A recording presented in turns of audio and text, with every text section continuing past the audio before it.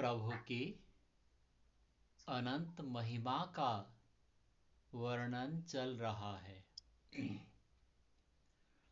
जो जो द्रव्य हम देख पा रहे हैं वह द्रव्य ईश्वर की ओर इशारा कर रहा है। अगर मन, बुद्धि, अहंकार और इंद्रियां ये सब अगर हम एहसास कर लेंगे तो फिर ये जो द्रव्य बनाए हुए कलाकार को हम अनुमान कर लेंगे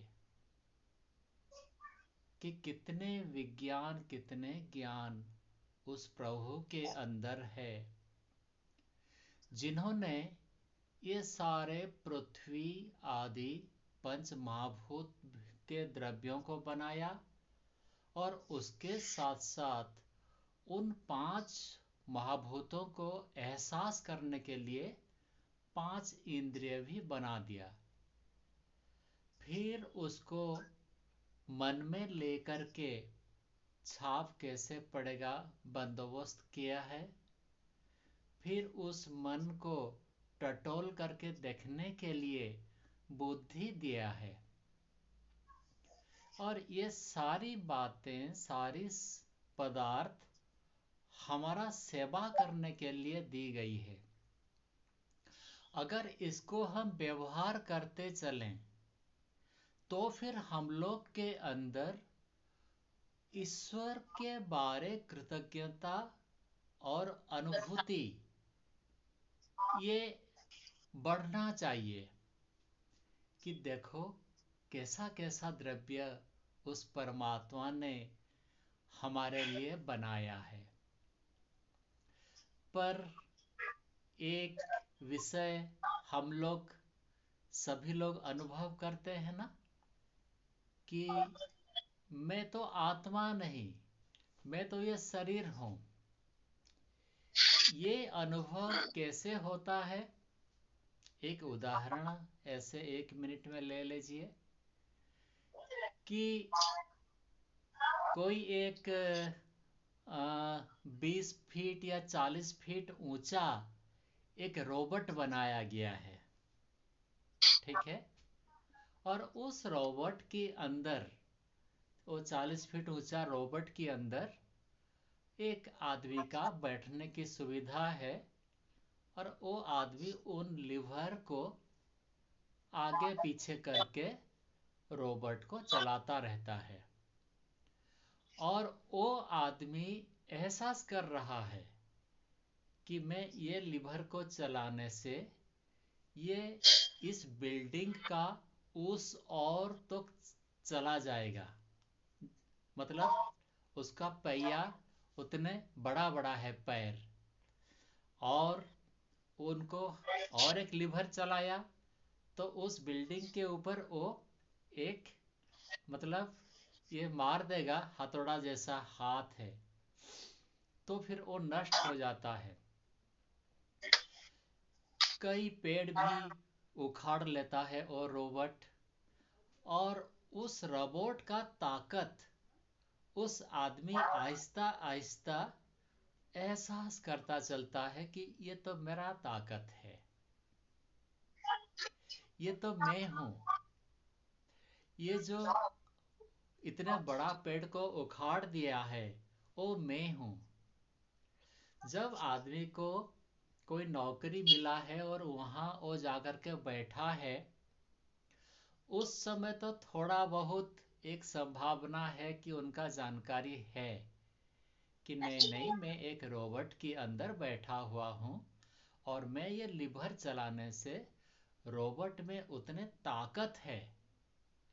पर अगर मान लीजिए कोई एक आदमी जन्म से ही ऐसा एक रोबोट के अंदर बैठ गया और वो लीवर चला रहा है, बेखूबी से अपना इंद्रियों को व्यवहार कर रहा है, कान को व्यवहार कर रहा है, हाथ को उठाता है, पैर को चला रहा है, मन को व्यवहार कर रहा है, तो फिर वो क्या सोचेगा बोलिए?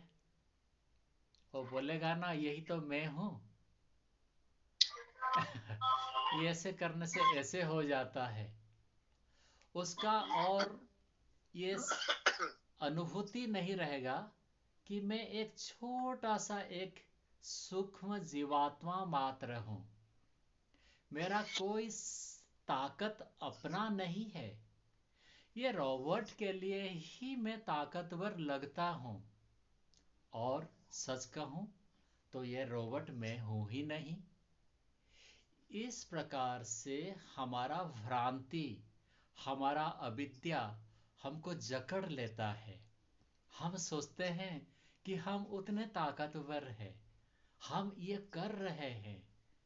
पर आप सोचिए, जिसका जिस आत्मा का ना आंख है, ना कान है, ना कुछ है, कुछ भी तो उनका अपना नहीं है ना।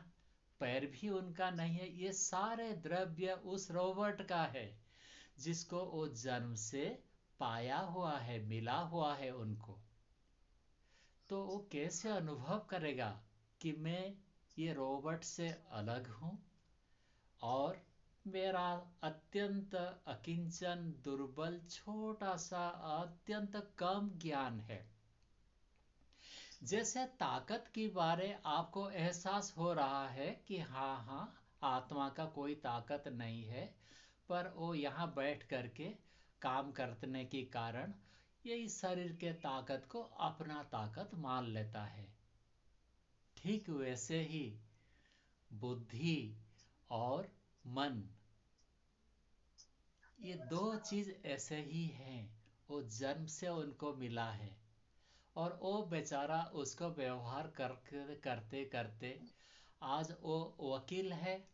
अपना बुद्धि में कई नैमित्तिक ज्ञान वो भर दिया है और उस नैमित्तिक ज्ञान के आधार पर वो सोचने लगा है, महसूस करने लगा है कि देखो कितने डिफिकल्ट केस को मैं सुलझा दिया, मैं जीत गया। वो ज्ञान मेरा ही है। इतने बड़ा मैं हूं, इतने घर मकान धन इसी ज्ञान की आधार मैंने कमाया हूं। उसको समझ उससे परे है वो, उससे अलग है वो, उस ज्ञान उसका है ही नहीं। ये एहसास उसका नहीं हो रहा है। इस परिस्थिति में हमको देखना पड़ेगा कि हमारा क्या हाल है, स्वयं क्या सोच रहे हैं। क्या सच में हमारा यही एहसास कभी नहीं होगा? हाँ, कभी नहीं होता है। अगर आप चिंतन नहीं करेंगे तो, मनन नहीं करेंगे तो कभी नहीं होता है। हम बूढ़े होकर मरेंगे और एक जन्म जन्म भी, लेकिन कभी नहीं होता है। आपको बुद्धिपूर्वक जानना पड़ेगा, एहसास करते करते अभ्यास करना पड़ेगा। और जो आत्मदर्शी हो जाते हैं उसका एहसास हो जाता है, हाँ, तदा द्रष्टु स्वरूपे अवस्थानम, सही बात हो गया है।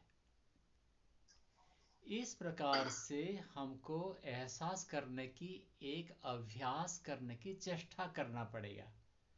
अगर यही चेष्टा में हम विफल हो रहे हैं तो फिर परमात्मा को बुलाएं, पूछें भाई क्या राज है, बता दो मुझे, क्यों नहीं बता रहे हो ये बात।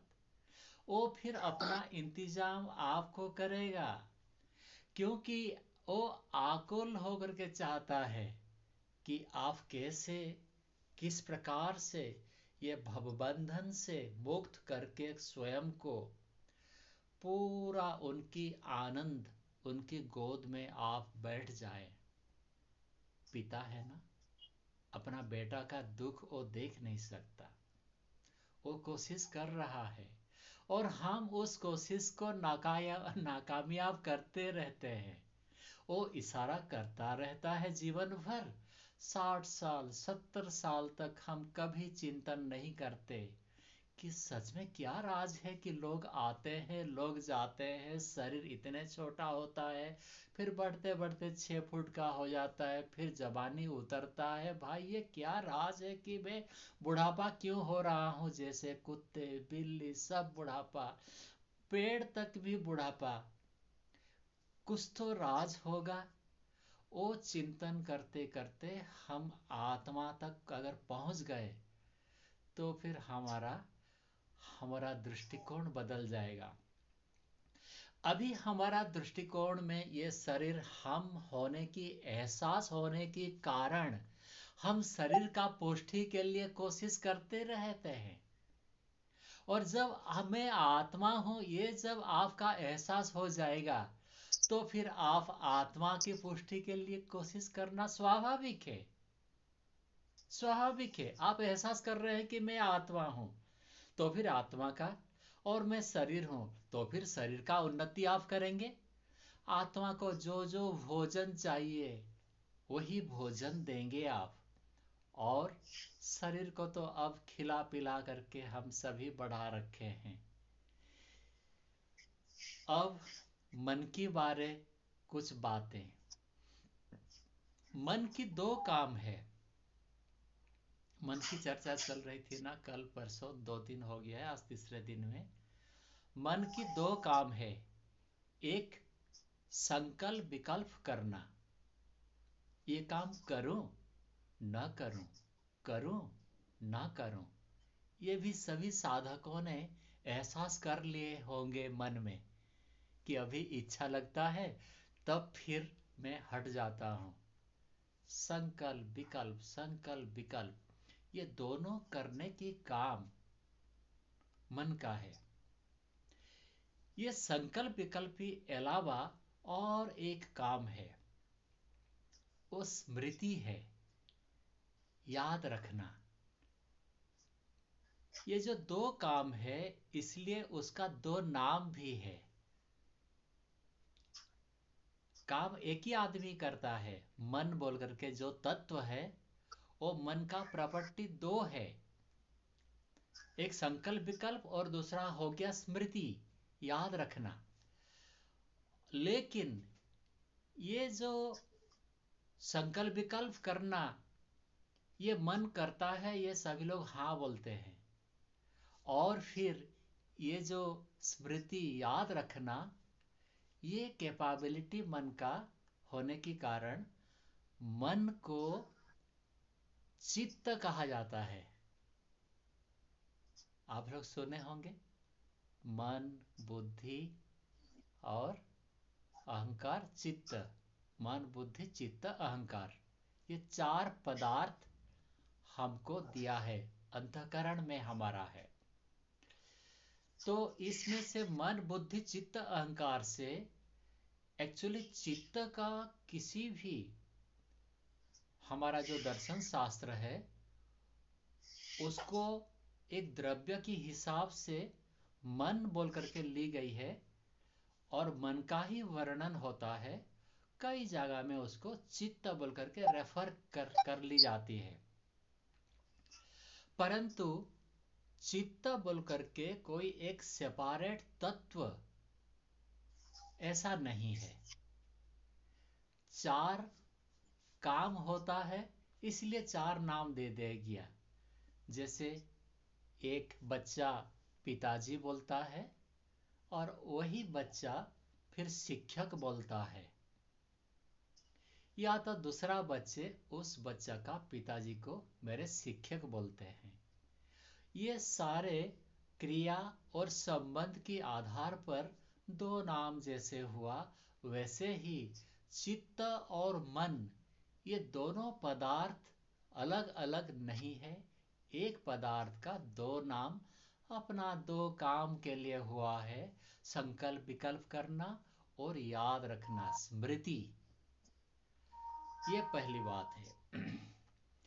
दूसरी, और कल जो चर्चा हो रहा था कि हमारा संस्कार, मन में जो छाप पड़ता है उसको संस्कार कहा जाता है। उतने सरल शब्दों से, इंद्रियों से इंद्रियों का जो सिग्नल्स है, इंद्रियों का तरफ से जीवा, ये सब नाक, ये सब से जो सिग्नल्स है वो जा करके मन में छप जाता है और फिर बुद्धि उसको देखता है। हाँ ये अनुकूल है, निर्णय लेता है, हाँ लाओ लाओ ये सुखदाई है। प्रतिकूल है तो बोलता है ठीक है रहने दो, इसको अलग करो। इतने तक हम कल चर्चा किए थे। ये जो मन की छाप है, उससे जो निर्णय ले ली गई सुख और दुख, यहां से सारे तकलीफ शुरू होता है। यहां से आप अपना अस्तित्व को जाहिर करते हैं। यहां से आपका अपना जो मैं बोल करके जो भाव है उसको आप रेनफोर्स करते हैं, क्या कहें, जाहिर करते हैं मान लीजिए। क्योंकि जो द्रव्य है वो द्रव्य में वो सुख नहीं है ना। कल चर्चा हुई थी, किसको करेला पसंद होता है, किसको मिठाई। मतलब ये करेला और मिठाई ये दोनों में सुख नहीं है या दुख नहीं है, केवल एक रस है।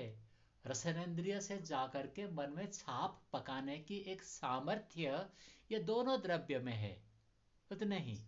सुख और दुख व्यक्ति विशेष का अपना राय है। तो ये जो छाप बार बार बार बार हम किसी को पकाते हैं, क्योंकि वह हमको एक उपकारी लगता है, इससे मेरा उपकार हो रहा है, इसलिए उसको बार बार मैं ग्रहण कर रहा हूं, आंख नाक कान जिह्वा त्वचा के माध्यम से। और यही संस्कार, यही छाप बार बार पड़ने के कारण वो छाप दृढ़ होता चला जाता है, बड़ा होता चला जाता है। जितने आपका छाप दृढ़ हो गया, उस छाप को अगर मिटाना चाहते हैं तो उतने कष्ट होगा ही। ये समझ में रखना पड़ेगा। अब साधक समझ लिया कि हाँ ये छाप मेरा दुखदाई है और ये छाप मेरा सुखदाई है। अब वो निर्णय ले रहा है बुद्धिपूर्वक कि मैं ये जो गलत छाप है इसको छोटा करता चला जाऊंगा, इसको और वृद्धि नहीं करूंगा। पर एक बाधा यहीं पर आता है। ये छाप पकाने वाला जो द्रव्य है वो अगर सम्मुख में आ जाता है तो उनको तकलीफ हो जाता है। हाँ? चाय पी पी लिए हैं, सालों साल अभ्यास हो गया है, और कोई चाय ले आए आपके समक्ष, तो ये जो छाप को कम करने की उनका उद्देश्य है, वो उद्देश्य उस आलंबन के जरिए फिर दोबारा पराहत हो जाता है, वो हार जाता है। तो उपाय यहीं पर सीधे हैं कि आपको आलंबन से दूर रहना पड़ेगा। जब तक ये छाप आपको फिर प्रताड़ित कर रहा है, तकलीफ दे रहा है, तो उन उन आलंबनों से आप दूर रहते हैं। नहीं भाई, चाय का दुकान को मुझे मत बुलाओ क्योंकि मैं दुर्बल हूँ। मैं जानता हूँ कि मैं एक छोटा सा पौधा हूँ, इसलिए ये बाउंड्री, ये कांटे वाला बाउंड्री मुझे आवश्यक है। मुझे चाय के दुकान में मत बुलाओ। ओहो, वहाँ मीट मछली खाने लगते हैं क्या लोग? नहीं नहीं, मैं नहीं जाएंगे, क्योंकि मेरा पुराना संस्कार है मीट मछली खाने का। ओ, यहाँ तो चुगली चल रहा है। अरे मैं कितने चुगली किया हूँ, मेरा संस्कार पड़ा हुआ है मन में। अब तो मैं बात नहीं करेंगे, और जो फिर कुछ बदनाम दूसरों का करेगा, उस बदनामी से बचने के उपाय में कर लेंगे। उनको ही बोलेंगे भाई थोड़ा सो सब्र कर लो, या तो उससे में हट जाएंगे। साधक को इस प्रकार से उन उन गलत संस्कारों को बचाने के लिए अपना उपाय करना पड़ेगा। उपाय किए बिना यह नष्ट नहीं होने जा रहा है। अब सोचना नहीं, आप दुर्बल हो जाते हैं। जब आप 20 साल का था, कोई प्रॉब्लम हुआ तो आप लड़ मर मिटने के लिए तैयार होते थे। वो ताकत की घमंड था, मेरा भी था। वो वो जो ताकत था, उस ताकत के कारण हमारा निर्णय हम मैं कर पाऊंगा, ये जो बुद्धि, यही गड़बड़ी है। फिर आहिस्ता आहिस्ता आप बूढ़ा हो गए। वृद्ध होने के उपरांत आप धनी हैं, लेकिन वही संस्कार रहेगा। अच्छा, तुम ऐसा कर लिया, मैं देखता हूं, मैं 5 आदमी को इतने तुम्हारा पीछे लगा देंगे, पैसा है मेरे पास। ये चिंतन, ये आपका शारीरिक दुर्बलता के साथ धन की प्रबलता के कारण हुआ।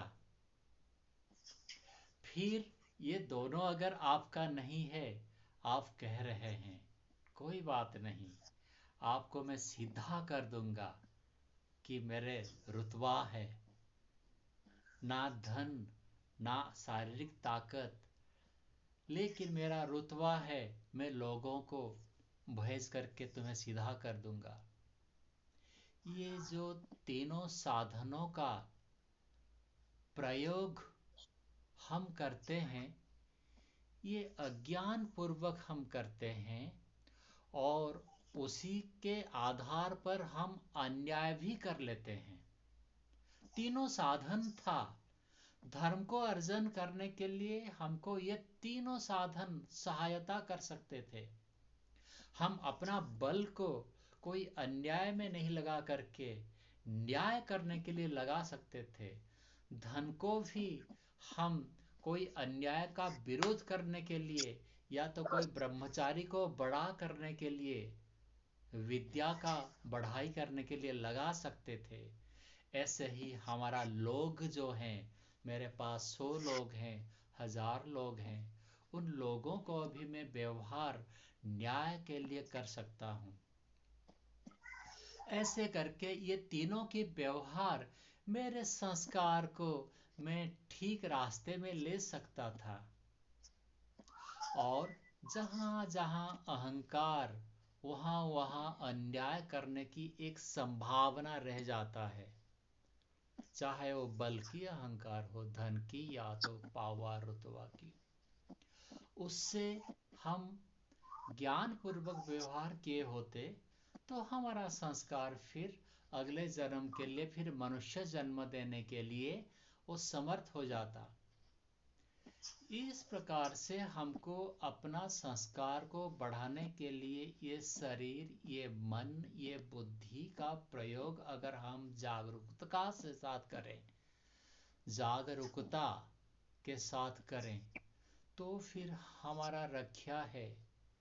ना हम ये बल की घमंड करेंगे, ना धन की घमंड करेंगे, ना रुतबा की घमंड रहेगा। हम जानते हैं कि ये ऐसे ही है, एक दिन खटाक से निकल जाएगा। ये मेरा बल नहीं है, मैं रोबोट को ही चला रहा हूं ना। आज धनी हूं, वो रोबोट कभी खराब होकर के नष्ट हो जाएगा। एक क्षण में धन सब, बल सब, लोग सब निकल जाते हैं। ये मेरा होता, मैं लेकर के जाता, ऐसा नहीं हो पा रहा है ना। मेरा कैसे हुआ? ये मेरा नहीं है। इतने एहसास करके जब आप व्यवहार में ये तीनों चीज को लगाते हैं, तो कहा जाता है तेन त्यक्तेन भुंजी था। आप भोग नहीं कर रहे हैं, चाहे आप घर में हैं, आप आश्रम में नहीं हैं, कोई परवाह नहीं, आपका साधना चल रहा है। क्योंकि ये जो साधना है ये एक मानसिक क्रिया है, विचार स्तर में ये सारी बातें होता है। आप जब एक का हत्या कर दिया तो आपका विचार किस स्तर में वही काम आपको एक फल देता है। अगर विचार है कि नहीं ये पाकिस्तानी सैन्य है इसलिए मैं हत्या किया हूं, ये वैचारिक, आप सुकून में रहेंगे, मस्त में आएंगे, बंकर में सो जाएंगे। लेकिन अगर वही ताकत कोई निहत्थे सिविलियंस के ऊपर गिर गया है, ताकत समान है लेकिन विचार अलग हो गया, आप चैन में नहीं रह सकते, आप पागल हो सकते हैं। ये वैचारिक जो क्रियाएं वाणी में आ जाता है, जो वाणी का क्रियाएं वो शरीर में आ जाना स्वाभाविक है। इसीलिए ये तीनों क्रिया, शरीर का पहले वाणी से आना, वाणी का पहले विचार मन में आना, ये मन से ही इसको रोकने का प्रबंध करना चाहिए। मन से रोक लिया तो बच जाते हैं हम। और ये थोड़ा सा सहज है, वाणी से सहज है और शरीर से सहज है। इसको कैसे रोका जाए? क्योंकि मन तो ऐसा एक भूत है, एक दिन ये कहानी कहा था मैंने। और कितने समय है? 8:15 के लिए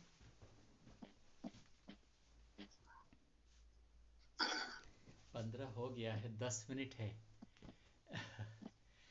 तो ये जो विचार है ये मन में आते हैं, हम उसका उद्रेक करते हैं, ये कल कहा गया है, परसों भी बात हुई है। लेकिन मन विचार रहित व्युत्थान स्थिति में कभी नहीं होगा। व्युत्थान स्थिति का अर्थ मन का क्षिप्त, मूढ़, विक्षिप्त, तीन मन का स्थिति, उसको व्युत्थान कह लिया। व्युत्थान स्थिति में यह चलता रहेगा, अनियंत्रित भाव से चलता रहता है। तो उसका एक कहानी में आज सुना दो, मन के बारे दृढ़ धारणा हो जाएगा। एक आलसी व्यक्ति ने बाबा के पास गया, बोला बाबा मुझे एक ऐसा भूत दे दो जो कि मेरे सारे काम करता रहेगा। बाबा ने बोला भूत तो देंगे, लेकिन उसमें एक शर्त है कि वो भूत को तुम्हें काम देना पड़ेगा बाबा।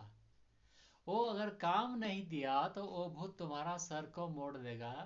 आलसी ने बोला ठीक है बाबा जी, मेरा बहुत काम है, मैं उसको काम दे करके थका दूंगा। तो फिर वो बाबा से उस भूत को ले करके आया और फिर आदमी उसको काम बोलने लगे कि भाई ये कुड़िया क्या देख रहे हो, ये कुड़िया को बना दो एक बंगला।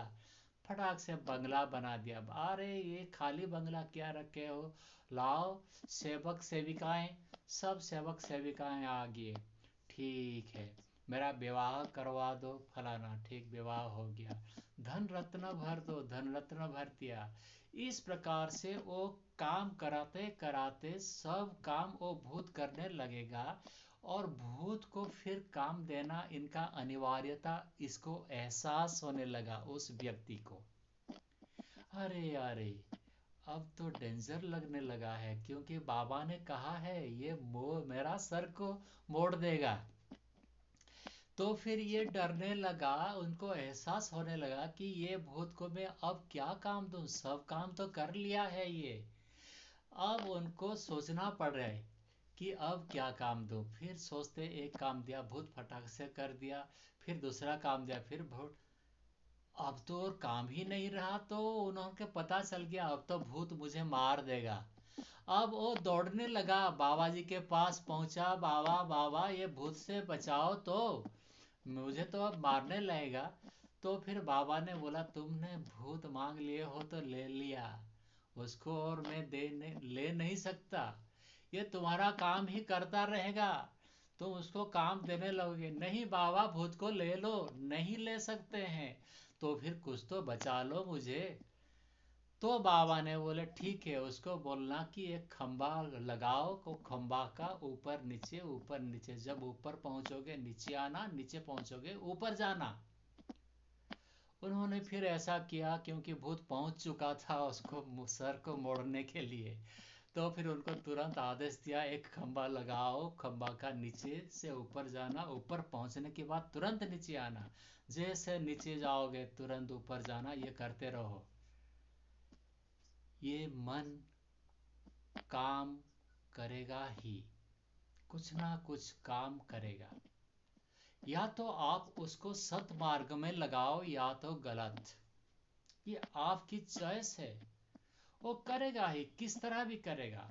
अगर अच्छा काम नहीं किया तो गलत काम करेगा और आपका सर को वो मोड़ेगा। ये उसका पूरा कैरेक्टरिस्टिक फिक्स्ड है, एजेंडा फिक्स्ड है। वो बिना काम पे रह नहीं पाएगा। इस प्रकार से अगर हम जान लिया तो फिर हम उसको अच्छे काम से, अच्छे सत्संग से, अच्छे किताबों से, अच्छे प्रवचन से उलझाते रहें। इसके ऊपर और भी बातें बहुत सुंदर सुंदर उदाहरण के साथ है। कैसे एक कैप्टन वर्ल्ड वॉर 2 के बाद कैसे काम किया था। सोना को पिघलाता था, मछली बनाता था, फिर सोना मछली को पिघला देता था, सोना बनाया था, सोना को फिर मछली बनाया था। कई उदाहरण इसका है। तो हम कोशिश करेंगे कि प्रभु की दया से जितने बातें हम जान रहे हैं, मनन करते रहेंगे। और फिर ये मन को एंगेज रख करके केवल प्रभु के दया के लिए हम इसको व्यवहार करेंगे। अन्य कोई भी सांसारिक काम में इसको प्रवृत्त नहीं करेंगे। इतने हमारा एक लक्ष्य अगर 24 घंटे रहें तो फिर हम बच सकते हैं।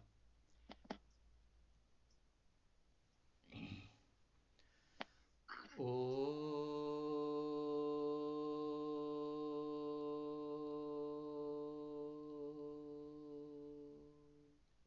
शांति शांति शांति।